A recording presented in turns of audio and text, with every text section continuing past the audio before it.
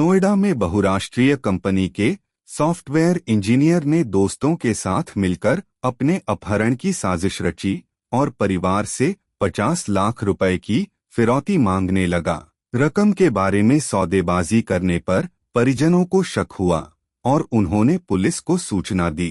Police ने अपहरण के नाटक का खुलासा कर इंजीनियर और उसके 2 दोस्तों के साथ गिरफ्तार कर लिया।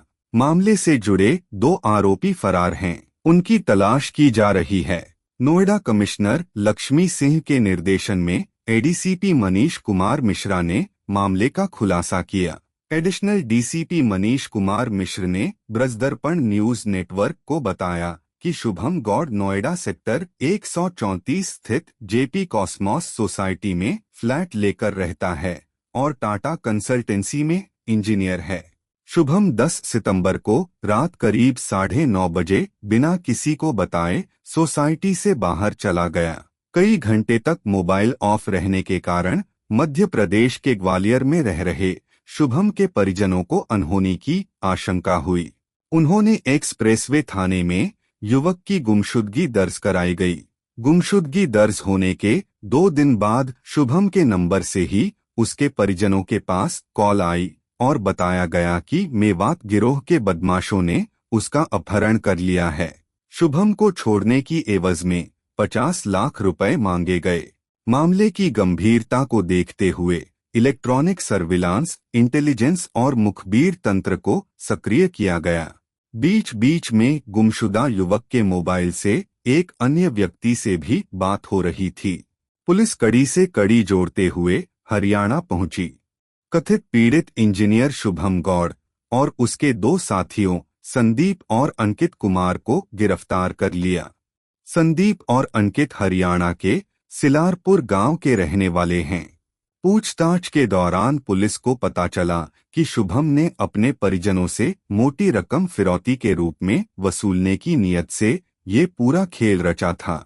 ये थाना एक्सप्रेस वे पर एक गुमशुदगी कायम हुई थी एक शुभम नाम के लड़के की, जिसमें ये दर्ज कराया गया था कि शुभम नाम का लड़का गायब है। तो इस सूचना पर हमारी टीम उसकी बरामदगी के लिए लगाई गई थी और इस दौरान ज्ञात हुआ कि इनका परिवार मध्य प्रदेश में रहता है और इनके पिताजी जो कि मध्य प्रदेश में रहते हैं, उनके पास एक फ़ोन गया है और जिस फ़ोन में कोई रुपया मांग रहा है बेटे के लिए, और बेटे के नंबर यानी शुभम के नंबर से ही फ़ोन गया था।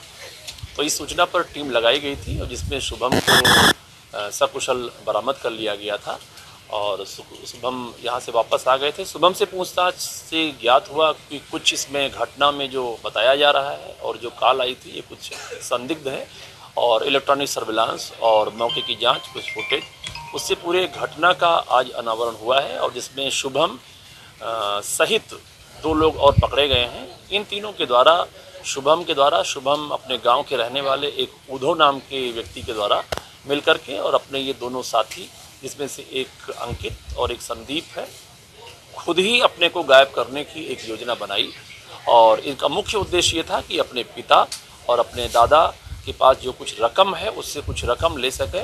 ये यहाँ पर टीसीएस में शुभम नौकरी करता है, इसका वेतन कम है, तो इसके जो शौक़ हैं, इसकी जो चीज़ें हैं उसके हिसाब से वो कम पड़ रही थी, जिसके तहत उद्धव, अंकित और संदीप और शुभम के द्वारा ये घटना मिलकर के कारित की गई थी, जिसमें पूरी घटना का अनावरण हुआ है। इन लोगों को हम लोग न्यायिक रक्षा में भेज दिए।